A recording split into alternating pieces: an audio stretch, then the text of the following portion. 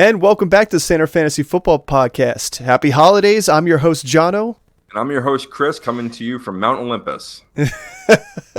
We're here to bring you the Week 16 playoff prep episode. So if you are lucky to still be in the playoffs, such as Chris over there, I should say, then you will get some advice from the both of us on starts, sits, no sleepers, because I don't believe in sleepers during the playoff time. You should have a convincing argument whether to start or sit somebody. You shouldn't be on the fence about them at all.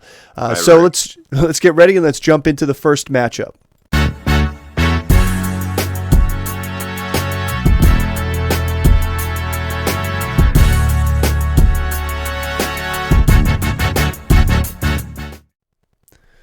All right, first matchup we have here is this Saturday matchup of the Steelers and the Bengals.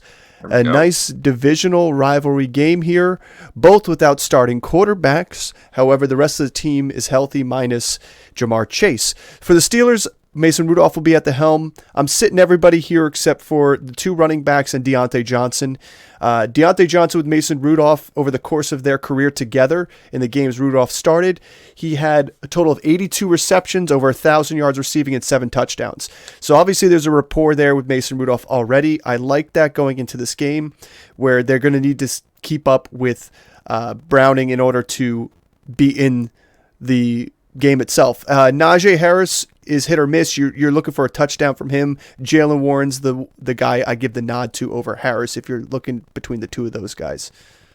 Yeah, I would agree. I mean, I like those that in that order. Those three guys. Deontay Johnson, his relationship with Mason Rudolph has been pretty good. And I'll say this about the Steelers defense at least.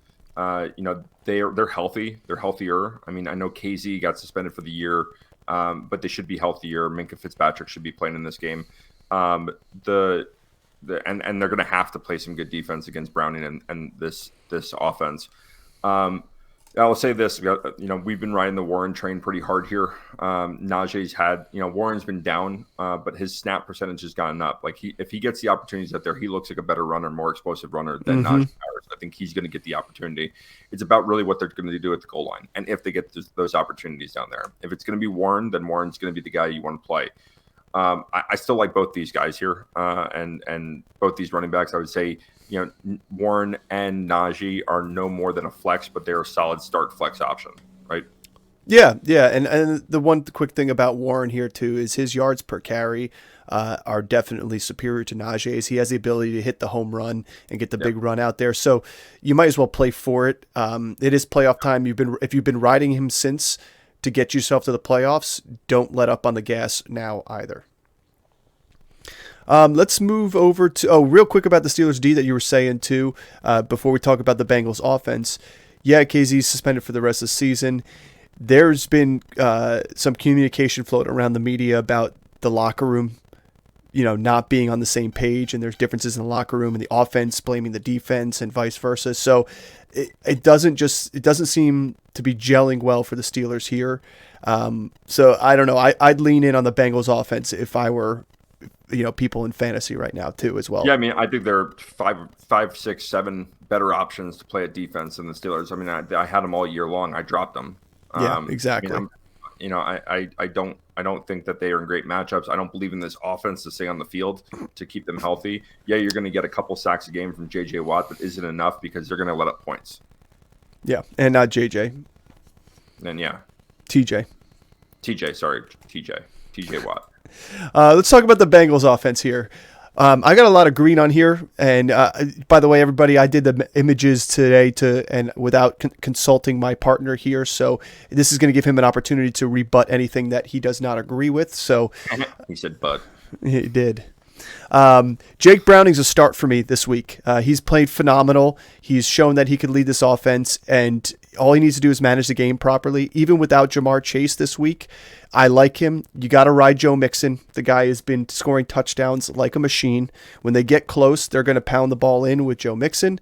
But because Jamar Chase is out, I do like T. Higgins and I like Tyler Boyd both. I think the involvement from both of those guys are going to be good. I think Higgins can easily plug in as the number one wide receiver on this team, and Tyler Boyd has done it for years before. When one of the guys are out, he's able to step up. Now, there's other mouths to feed in the receiving game, which take away from Boyd being immediate wide receiver 2, and I'd say a wide receiver 2 option. He's more of a flex play for me if you're going to play him, because they do have other receivers there, and they do sprinkle them in 3 wide, and Browning spreads the ball around a little bit more. So I'm going to say T. Higgins is a must start, and I liked him last week, and look what he did. Like he's a number one receiver. He's in a contract year. Like he's going to show now with no Chase there. I think it hurts Browning for sure not having Chase, because we've seen in the last couple of weeks the big plays that Chase makes on the sideline, on the deep balls. Being able to take a 10-yard slant and take it to the house, and look at Jake Browning's numbers because of that. T. Higgins is a must start. I'll say Tyler Boyd is going to be a sit for me. Like I don't like Tyler Boyd. The other receiver, and I've kind of chatted with you a little bit about this all offseason, is Andre Isvash. I have him as an anytime touchdown in one of my bets this weekend for tomorrow. Andre Isvash is going to have a game tomorrow. He might just score a touchdown. He might only have like 40 yards, but that's my guy that I'm rolling with for tomorrow. All right. You heard it here. Bengals defense is a start for me too, especially with Mason Rudolph coming in cold. I never like a guy like this coming in on their first game in a divisional game either. So Bengals have something to prove. I mean, they could be a playoff team real easily here. So let's move on to our next matchup. We've got, one team that's looking to fight for the playoffs, another team that's not. Bills versus Chargers. Buffalo here, I'm starting everybody I can start. Besides Latavius Murray, and I'm not sold on the tight ends on Kincaid or Knox, but I'm starting everybody else. I know we've sat Diggs the past 3 weeks now or 2 weeks we've sat him in our advice column, but I think Diggs is a start this week. This is a get right game for him because you're just playing the Chargers, a team that just can't stop anybody at this point. And then if you have James Cook and he'll take you to the glory here, all the way to the championship in a game like this against the Chargers. He's the league winner this year. He's the league winner this year is James Cook. If you're in the playoffs and you have him, you're gonna get to the championship week. I'm gonna actually rebut you on this. I'm not starting Diggs. This is one of those games where Shakir, Gabe Davis are gonna have early touchdowns. Josh Allen's gonna have an early touchdown, and they're gonna stop throwing the ball and they're gonna stop feeding him. He's gonna end up with a sub 50-yard game. This is my only thought on the Stephon Diggs. I like him here. I think Diggs is going to get an opportunity early on to get the touchdown, but I don't disagree with you. If he doesn't get the early touchdown, he will be faded out of the game because they'll get up early in this game here. Yeah. So, but I like him as being a guy that they're going to go to early, along with James Cook, and then those other guys are going to get sprinkled in. But you're right, Gabe Davis, Shakir, one of those guys catches a big touchdown. It kind of negates this, but to me, he was a sit the previous weeks. It was very obvious. This one is more of a start, and I guess you could say start with caution at this point. I'll give you another guy, Latavius Murray. Start if you're having running back problems. If you need a running back to start because you have some guys out, start Latavius Murray. He's available in most leagues. I think he's only 15% owned. There you go. Chargers. I'm starting Eckler with a caution here. I mean, Buffalo they struggle with the run, and that's all they've got here. And I'm starting Josh Palmer. I mean, if anybody's going to have an opportunity to score here, but when I say I'm starting Josh Palmer, I'm not starting him as a wide receiver 2. I'm not starting him as a wide receiver 1. I'm starting him as a flex play or wide receiver 3 play, and that's if you don't have better options. Who do you like more, Josh Palmer or Curtis Samuel against the Jets? Oh, Josh Palmer. Do you? Yeah. I just don't like that Washington offense at all, especially without their number one running back there, be able to move the ball. Sam Howell is being destroyed every single game. I mean, yeah, I thought they were going to do more against the Rams, and I think they're going to do less against the Jets. Okay. Yeah, and you're sitting everybody else, like I said here. Those are the only two I'm willing to even think about starting, and I know it's going to be hard for some people. Gerald Everett, his target share's up, but what is he doing with it? Again, yeah, you're right. What is that offense doing with it? Palmer's out there for the big play, Palmer's out there for the end zone targets. And again, Eckler, it's tough to sit a guy like that in an option here, but I wouldn't listen. If you are in a position where you need consistent points and you need a good floor, Eckler's not going to be your guy right now for that floor, because it could just bottom out on him depending upon his usage with a new coach coming out there. Yep. So to me, I would go something safer if you are in a bind. But if you have a nice cushion from last night's games, Thursday night's games, I'd be worth going for Eckler, because he's going to try and go out this season with a bang. I mean, he has everything he needs to prove why he's going to be signed with somebody else next year. Yeah. All right. Next matchup we got Falcons, Colts, and I apologize for my voice. I have been sick, so I'm trying to work through it here. So thanks for bearing with me. He took a suppository. I did. It's the only thing that helps. It's the only thing that helps. For the Atlanta Falcons here, Taylor Heineke's back at the helm. He is not a start for me. Bijan is a start. Turns out that Arthur Smith ended up getting fined $75,000, I think it was, right? For not properly putting Bijan Robinson on the injury report. He was actually dealing with an illness last game. That's why his usage was down. Wouldn't that have been nice for all our fantasy owners, such as myself in my other league, where I started Bijan with confidence? Had I known that, I would have sat him, because like the last time he was ill, he barely got any touches. Tyler Algier is, I know we said no sleepers, but I still kept him as a sleeper here, because let's see if Bijan does pop up on the report this time. See if Arthur Smith learns his lesson, because Algier would be a start for me if Bijan doesn't go. If Bijan goes as full, I'd say Algier's a sit, and then Drake London's the only other start on this Falcons offense here. Yeah, I mean, it's hard. I'm avoiding the Falcons. I would agree with Algier is kind of a sleeper if we want to assign that. I don't have confidence in starting him. I don't have confidence in starting Bijan. I don't have confidence in starting Drake. I think there are better matchups out there. I think there are better receivers out there. With Heineke throwing the ball, we saw early in the season, Drake did look fairly good again with him, but he'd be the only one that's relatively close to a start for me. Mm-hmm. Maybe Jonnu Smith. Jonnu Smith, out of the 3 games that Heineke did start, don't forget he left early on one of those games, the hamstring.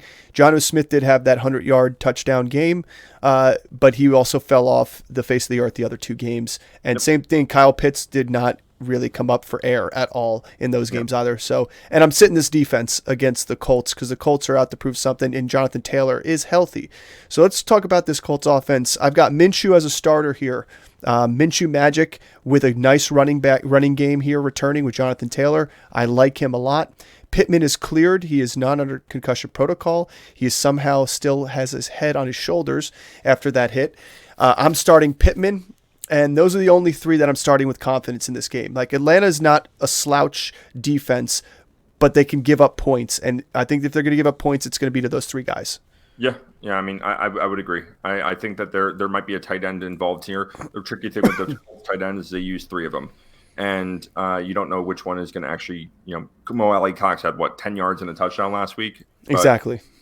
So yeah, I'm starting Pittman. He's cleared. I'm starting Taylor. He's cleared, and I'm starting Minshew because Minshew Magic. Let's get some. I'm not going to start this defense. They've been known to give up points, and I still think with the fact that you've got a good kicker in Atlanta, and you also have a quarterback that's a little bit more, that's just as mobile as Ritter is, but has been better with and accuracy with his passing. I think they're going to get on the board on the Colts too. I don't think this is going to be like one of those ugly games that we saw in this previous week against Carolina. Yeah. So I just don't. I just like other defenses better than the Colts. Yeah. Seahawks, Titans. Geno Smith is off the injury report. He's a start for me here, along with DK and JSN, just like last week. And who showed up last week? JSN. We were completely correct on that one. Lockett, he was involved. I just think JSN is the bigger playmaker for them there. And when push came to shove and touchdown was needed, the one-on-one matchup, they went to the rookie. Got to like that. Downfield too. I do like Kenneth Walker in this game as well. I think that the Titans have been giving up more on the ground. The start of the season, they were really good, but they've been giving up a lot more onto the ground than And Kenneth Walker's good out of the backfield too. He's going to get his touches in this game. And I should have switched him to a start. I had him as a sit because I was looking at the injury report, him being questionable. If he's full go, I have him as a start. Yeah. Seattle defense too. I've liked the way they've been playing as of recent. They've been playing a little bit stronger, a little tighter, less big plays, and I like that against the Titans, who have a quarterback dealing with an ankle injury. And if it's Tannehill under the helm, that could be interesting for them and ugly. And if it's not Tannehill, then it's going to be third string quarterback Malik Willis, which I definitely would like the Seahawks defense against. So, yeah, for sure. Let's move on to the Titans offense. So Will Levis is a sit because he's probably not even playing it. Even if he was playing, I don't know how much I would love it because the Seahawks defense is going to be all over him. I am going to start Derrick Henry here. I know he was under 2 yards per carry last week, but that was a product of the opponent he was facing. I think the Seahawks have an opportunity to give up some on the ground, and Henry's the guy here. And then the only other guy would be D-Hop. And that just depends. If Tannehill's in, I like D-Hop a little bit more. If Malik Willis is in, I don't like any receiving backs at all. So no, I would agree. All right. Chris agreeing with me. It must be the holidays. It's the holidays. It's the holiday season. Before we move on to this next matchup, don't forget to like and subscribe. Hit that notification button so you get all the drops as we go. We're at the end of the season here. We love the support. We'd like to see some more support. If you have any questions, start sit advice that you need, or you're just in a bind and don't know whether you should start player A or player B, leave a comment. We'll be happy to get back to you ASAP so that we can get you on your road to your championship. Vikings-Lions. This is the matchup I like to watch this week. I'm excited because Nick Mullins showed that he can actually pull a little bit of a Kirk Cousins. I call him Kirk Cousins light over here. He's a sit for me still, though, even after throwing 300 yards. He was 2-2 in terms of touchdowns and interceptions last week. But against the Lions are fighting and clawing for their life here to make it to the playoffs after the past couple of weeks, especially after the previous loss to the Bears. So to me, I like Justin Jefferson, Jordan Addison, and the Vikings defense. I do like Hawkinson. I don't know why I left him as a sit. That's a mistake on my end. So the pass catchers and the defense are the ones I'm starting here. The Lions have been good against the running back. Yeah, they had an off game here in the last 4 weeks, but I still think trusting that defensive line to stop the run here, and they're going to make Mullins and the guys pass the ball. I think you're going to see some more success throughout the air for the Vikings. Hey, it must be a Christmas miracle because I agree with everything that you just said. The Lions one is a little bit interesting. I set this up. Montgomery's a sit for me. I'm starting Goff because I think they're going to need to throw the ball here. He's going to be under pressure. He has chances to make mistakes. We saw that on Thanksgiving. That's the only thing that scares me about him. But Goff has been throwing the ball pretty well as of late, and I can trust him there. I have Montgomery as a sit because the Vikings have not let up a single a team to rush over 100 yards in the season at all. And in terms of scoring, they've been pretty stingy in the goal line against running backs. So I like Gibbs more than anything, because he's more of it. He gets the ball to the outside. He gets the ball out the backfield a little bit more. I like Amon-Ra and I like Laporta. Those are the guys that I'm confident in this week. Yeah, I like Laporta a lot. He's probably my number 1 ranked tight end going into this week. Yep. You're right about this Vikings defense. They've been really good against the run.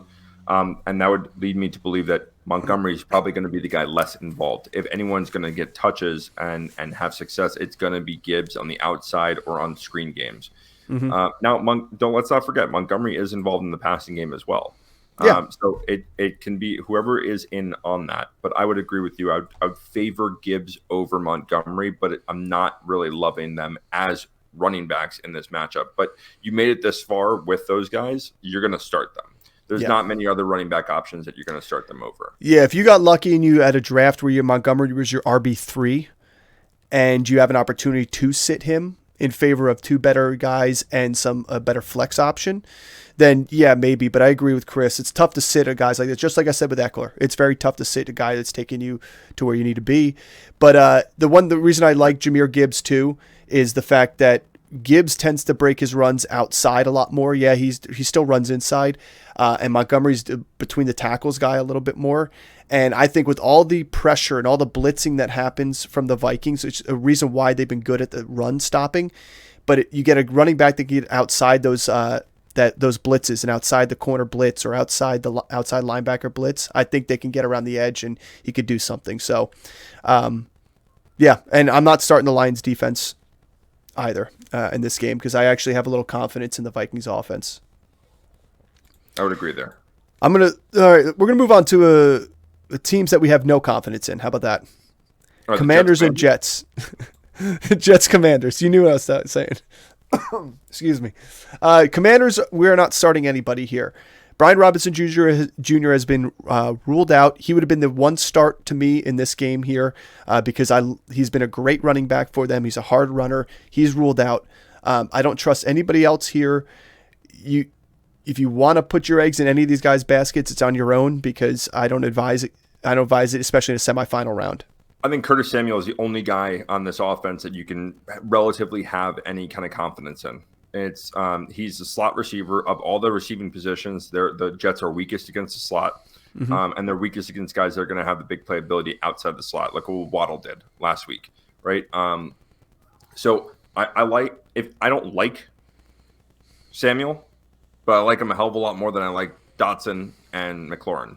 Correct. So if you're going to start any one of these guys, Samuel should be the guy that you're starting.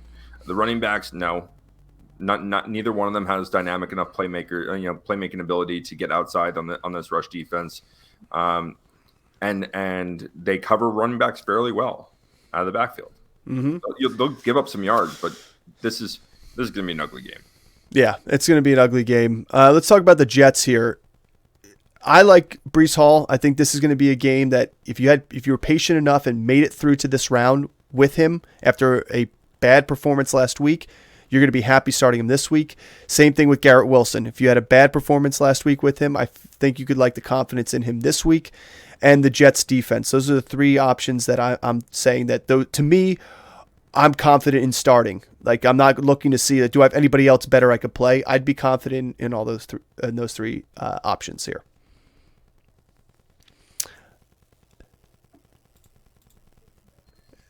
All right, moving on. Let's go Packers-Panthers. Packers have been on the downturn as of late, which is why I am not excited to play Jordan Love, especially because the Panthers have been pretty good against the quarterbacks and wide receiver positions. I do like Aaron Jones this week. I think Aaron Jones is an opportunity to be a great running back option for you if you've held on to him for long enough. Here's your chance to shine by starting him. And I do kind of like the Packers defense here because, yeah, they're playing the Panthers, worst team in the NFL right now. The one receiver that I'd be interested in possibly starting as a flex opportunity, if you're looking for somebody, is Dontavion Wicks. I like Jaden Reed. He's dealing with toe. He's questionable. I still like him. He came on and off the field, but yeah. So, before Chris goes, let's talk real quick about this Panthers offense here. There's not much to talk about it. I think he will agree with me. You got to ride the Chuba train. This is another guy who, to me, is a quote-unquote league winner. Like, I know James Cook is the one that's doing it with the giant numbers, but this guy has been somebody that you either picked up or you had drafted that made it into your starting lineup, and you haven't taken him out since. Yeah, I mean, it's Chuba, and that's it. I mean, he's gotten you that far, and outside of that, I don't really like anyone else. You're not starting Thielen in this matchup. You're not going to start any Miles Sanders or Mingo. Like, those guys are having such low floors that you can't afford to get 2-3 points from these guys and call it. They just don't score enough, right? So if you're relying on touchdowns, who are you gonna rely on? Like, Chuba is the only guy that's getting the yardage plus the opportunity for getting touchdowns. So he's the only guy you should be starting. Correct. All right, well, Chris is going to depart. He's got a family dinner and family time over there, so happy holidays. And we'll keep moving on to our next matchup. All right, so we got Browns and Texans here. I thought this was going to be an exciting matchup, possibility of a grind-out or possible shootout, the way Joe Flacco's been playing and CJ Stroud plays, but CJ Stroud has been ruled out, and we'll get more to that offense in a second. So let's talk about the Browns here. Very similar to our previous week because this offense has been playing real well, especially through the air game. They do establish the run early, and they do it well, and then Joe Flacco has been able to move the ball downfield stretches at a time with the help of both Amari Cooper and David Njoku. So starting Joe Flacco this week, I like it, especially because the Texans have been giving up a lot of yardage through the air. In terms of the running backs, Jerome Ford and Kareem Hunt, they both still have the caution sign next to them, and it proved last week, same thing, and the previous weeks. When these running backs are both healthy, it's tough to determine who's going to get not only the volume, but who's going to get the touchdowns. It could be hit or miss. But when this team is playing up, they like to run the ball hard, and I think this is going to be a game where they get up a little bit early, and you're going to lean on their run game too as well. I prefer Ford over Hunt just because of the passing game options if it gets close. But Hunt is still somebody that they like to go to. His yards per carry is low, and again, when they get close to that red zone area and end zone area, they still like to give it to him. Cooper's a start for me as well. I think Chris would agree who is starting him on his squad in the semifinal round. And then David Njoku, to me, he's another league winner. If you were able to pick him up, knowing what his schedule was going to be, especially for the playoffs, then you got lucky because he's been on fire the past 2 weeks. I consider it to be a third week in a row that he's going to do that. And if you have him next week in the championship, I think you're going to like the way you look. And the Browns defense is a must-go, especially without CJ Stroud. Now, Davis Mills isn't a stinker either. I mean, let's not forget that he has the ability to throw the ball, and they threw the ball in the air a lot with him last year. So he could put some points up on the board for this team. But right now, I don't have the confidence in Houston like I do with CJ Stroud. Speaking of the Texans, Singletary's a start for me. He has been the main guy on this running backs committee, that it's looking less and less like a committee and more like Singletary's committee. Dalton Schultz is another start for me here. The Browns haven't been the best against the tight end position, and I know it's an easy one for him to check down to. I don't love the receiving core as much this week. Not sure who's going to get the most. Noah Brown is obviously the guy I'm favoring if Nico Collins is out again. If Nico Collins is back in, then it could go back into Nico Collins' favor, but the Browns have been pretty stingy against the wide receivers. And the Houston defense is not somebody I'm going to lean on at all. If you've got the Houston defense, you better be looking at somebody else this week. Let's move on to the Jaguars and Buccaneers. So we got another team possibly without their starting quarterback. Right now I got Trevor Lawrence as a start, and that's if he's going to play. It's looking like his ability to play is going to be in doubt. So if that's the case, I don't know how much I like all these options. Right now, Calvin Ridley and Evan Ingram are both starts with Trevor Lawrence. To me, I downgrade Calvin Ridley. I may even upgrade Evan Ingram a little bit if he's not starting because of how much they could lean on Evan Ingram this game. ETN is a start for me as well here, especially because they may lean on the running game against a tough Buccaneers running defense, but ETN's proven that he can still find his way into the end zone a couple times. If I am a Trevor Lawrence owner and you are looking at somebody else, the quarterback across from him in this game is one that I would like to try and lean on. That's Baker Mayfield. He's had a fantastic week this past week. He's been really, really solid the second half of the season for this squad here. I like him. Rachaad White, he's another guy you could put into the James Cook league winning category because he has been everything that you didn't pay for. So if you had drafted him late in the draft and you were hoping to get a nice flex play out of him at times, well, you got yourself RB1 material with the numbers he's putting up. For people who drafted Saquon Barkley and were able to draft Rachaad White, you had a savior on your team. But if you drafted Saquon Barkley and the guy with Rachaad White's the one beating you every week, well, I mean, that stinks. It is what it is. That's fantasy football. Chris Godwin and Evans, I like. Godwin has had 22 or 23 targets in the past two games, so I like that to continue here against Jacksonville. Mike Evans is a must start every single week with the way he's playing. I'm going to sit Cade Otton because with Godwin back and playing healthy, Otton's kind of fallen to the wayside. You did have a touchdown 2 weeks ago, but I still think I like other options at the tight end position out there. I would say start the Buccaneers defense. This is a defense here that I would say without Trevor Lawrence, I'd start this defense. Yeah, there's playmakers on the other side of the ball still, but this defense is good against the run. And if they can put the pressure on the quarterback they can make some mistakes, and they could really turn out a decent outing for you, a solid high floor opportunity. Let's move on to the Bears and Cardinals. Bears offense here. I am starting Justin Fields against the Cardinals.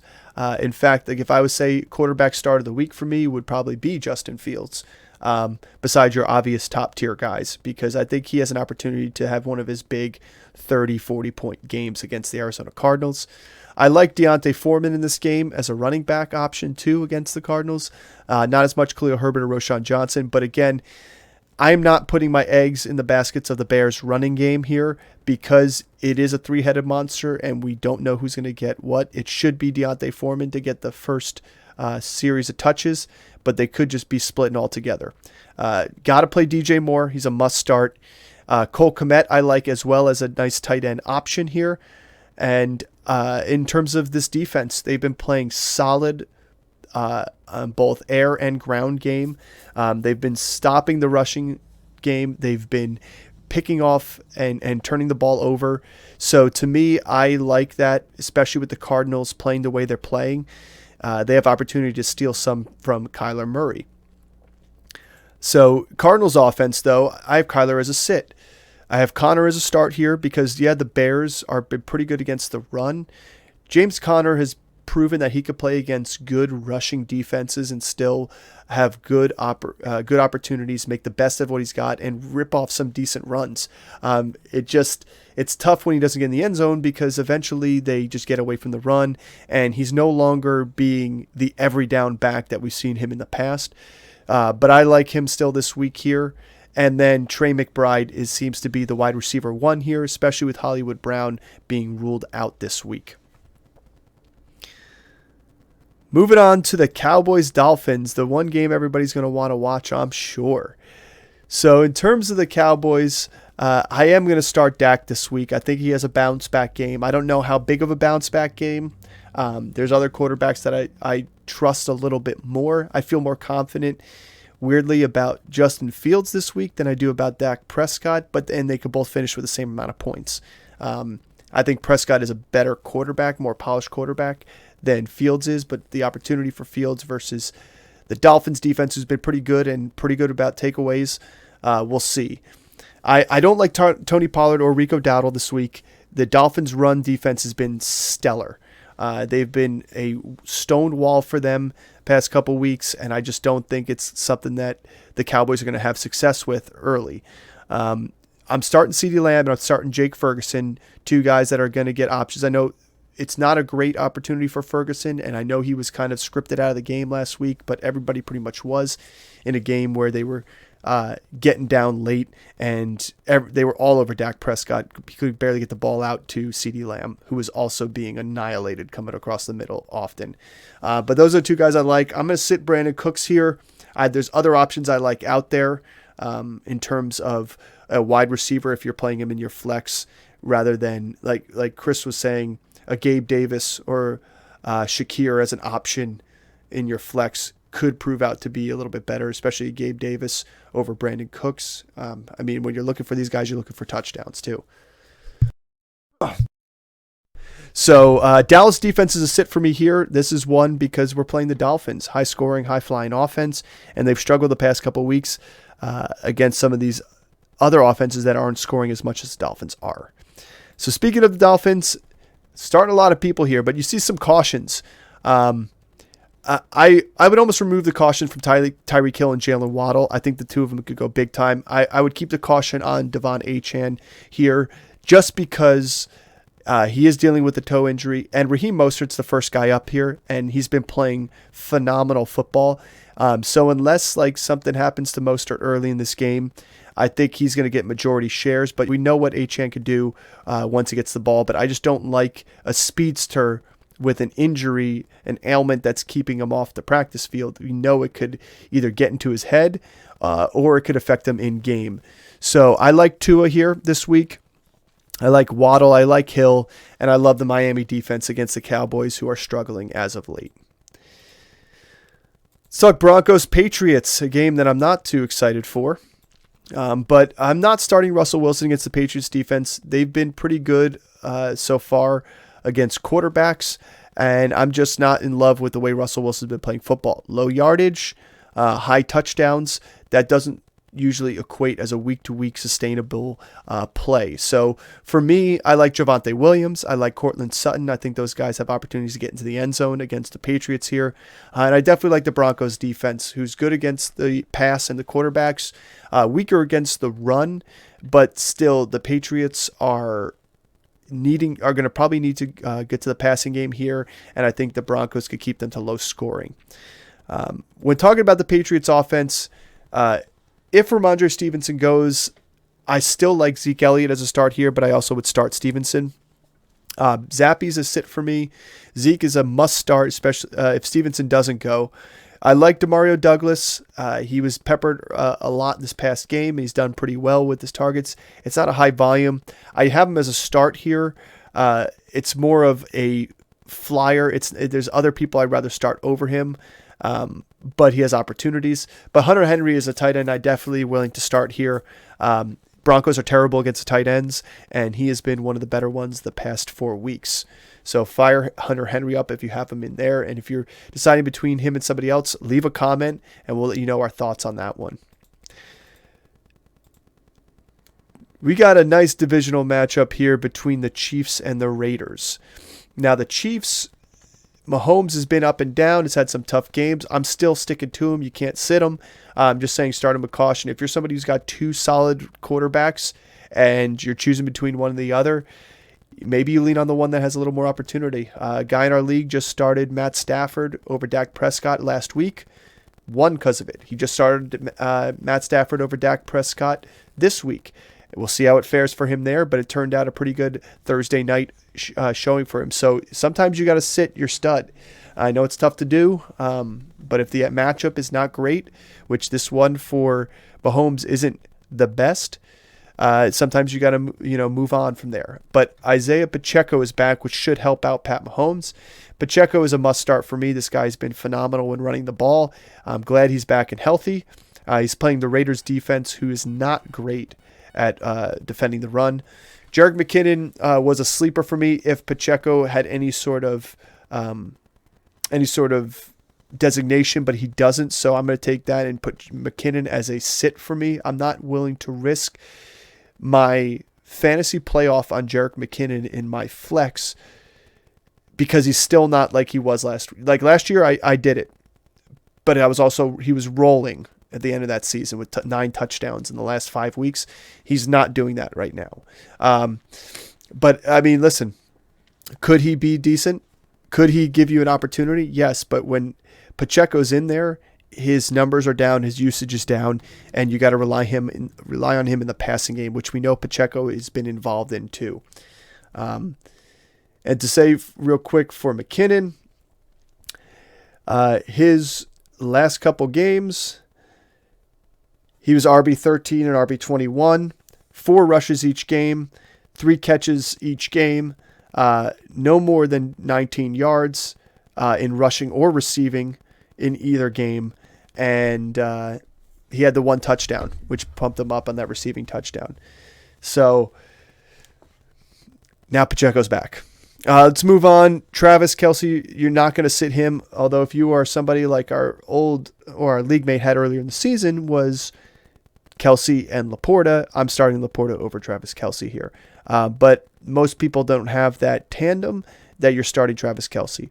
And Rashee Rice has made himself a absolute start each week wide receiver. They're using him in the run game. They're using him in screen plays. They're using him downfield. He's a great all-around wide receiver for them in this team, in this divisional matchup, which they need to win against the Raiders.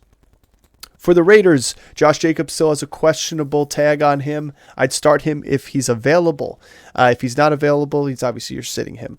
Aiden O'Connell is not a start. He had a rough outing against Kansas City last time. He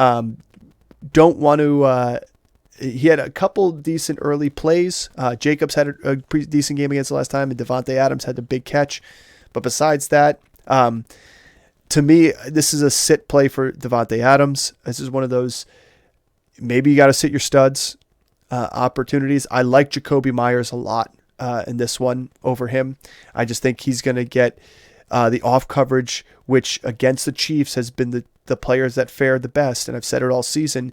When you're going up against Snead, you're going to get shut down. He's been pretty good all year, but the opposite of Snead is where they can go with the ball, and I think that's where Jacoby Myers can flourish. So I'd start him as a wide receiver 2 option this weekend. Let's move on to the Giants and Eagles. Our second to last game here on Christmas Day. We've got nobody but Barkley to start for here. And I know it's a tough one because he plays the Eagles. It's hard to sit your stud on this one here. I'm okay if you have a better option to start. Like if there's somebody else to start him because he's been playing like a flex option or an RB3 at times. But the offense runs through him 100%. And if they learned anything about last week, they need to get him going early and they need to get him going often throughout the game. I think they're going to try and do that in this divisional matchup against the Eagles, especially the way the Eagles have been faring in the past couple games and their losses. I think they have an opportunity to kick a team while they're down, and you've got to just hyper-target, hyper-feed Saquon Barkley.